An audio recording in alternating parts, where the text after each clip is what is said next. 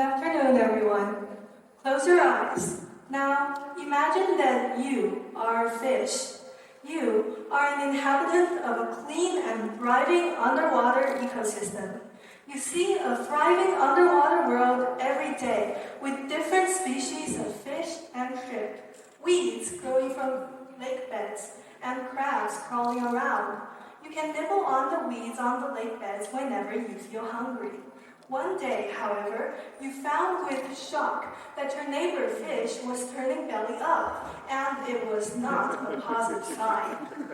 The water around you was getting polluted with green and murky algae contamination. You suffocate from algae toxins and begin suffering. You can open your eyes now to find Taihu Lake. The algae outbreak is severe, and it affects not only fish species, but entire lake ecosystems and inhabitants around the lake. Everyone should care about this problem because the lake's natural environment is closely interconnected to our lives. Humans have the responsibility to solve the algae outbreak. I've always been very interested in science, and I wanted to investigate this lake environmental problem. I wanted to learn more about the causes of the algae outbreaks and current methods of controlling it. I did research online and visited the School of Life Sciences in Huzhou University last summer to learn more about water quality inspection and algae ecology research. I learned that there are a lot of factors that increase the amount of algae in lakes, including sunlight, hot summer temperatures caused by global warming, and a process called eutrophication, which means that the lake water is filled with excess elements, phosphorus and nitrogen. Algae deprives the lake of oxygen and suffocate the life underwater. Certain species of algae in Taihu Lake also emit toxins, which are both harmful to the fish and ecosystems, as well as humans who eat the fish. The lake pollution is mainly caused by eutrophication. These chemicals become sources of nutrients for algae, and they cause the algae population to dramatically increase in quantity. The source of the chemicals come from fertilizers used by farmers to grow crops, and by sewage from the surrounding chemical plants. Because we are part of the cause, we have the responsibility to solve this issue. This problem persists because it is hard to maintain a permanent fix. Algae outbreaks come back every summer to Taihu Lake. Researchers have created lots of different ways to temporarily control the algae population, but there is not yet an effective way to solve the problem from its root cause.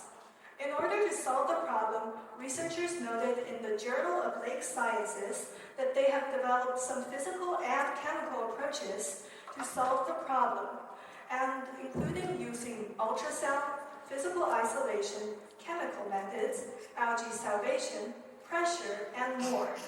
The ultrasound and pressure methods are similar because they both damage the pseudo-vacuoles in algae, or the part that keeps the algae floating. These methods cause the algae to die and sink to the lake floor.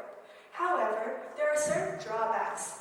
These methods also facilitate the speed of emission of toxins. The decomposition of dead algae also consumes the oxygen in the water. I was able to witness the process of algae salvation. The algae salvation boats in the lake where I was researching collected algae-contaminated lake water and used machines to purify the lake water before returning them back into the lake. A second physical method that researchers used is called isolation. Isolation bars are placed in the lake to prevent the algae from affecting the residents near the lake. Hydrogen peroxide is a chemical that can oxidize the toxins and kill the algae cells, and it leaves almost no trace in the environment after being used.